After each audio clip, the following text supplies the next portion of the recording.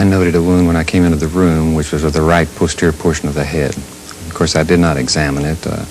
Again, there was no time for cursory examinations, and if a patent airway could not be secured and the bleeding could not be controlled, it really made very little difference.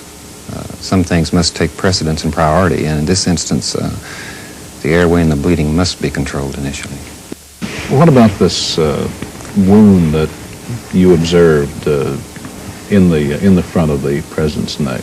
Would you tell me about that? Yes, of course, it was a very cursory examination. The emergency proceedings at hand necessitated immediate action. There was not time to do more than an extremely light examination.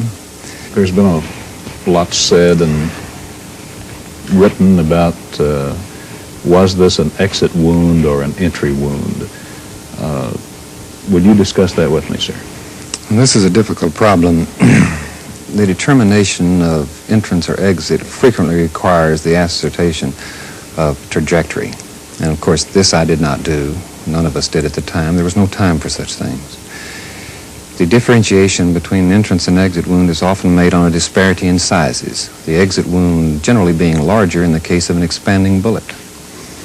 If, however, the bullet does not expand, if it is a full-jacketed bullet, for example, such as used commonly in the military, the caliber of the bullet on entrance and exit will frequently be the same. And without deformation of the bullet and without tumbling, the wounds will be very similar, and in many instances, even the trained observer could not distinguish between the two.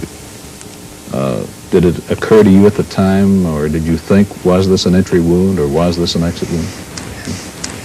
Actually, I didn't really give it much thought, and I realized that perhaps it had been better had I have done so.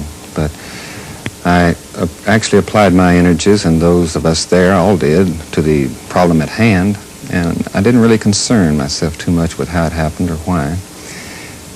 And for that reason, of course, I didn't think about cutting through the wound, which, of course, rendered it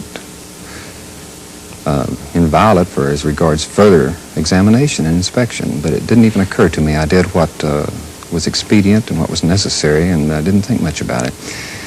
You did not turn the president over? No, there was no reason to. There was not time at that problem, and there was really no reason to. It made very little difference to me, since my immediate concern was with an attempted resuscitation.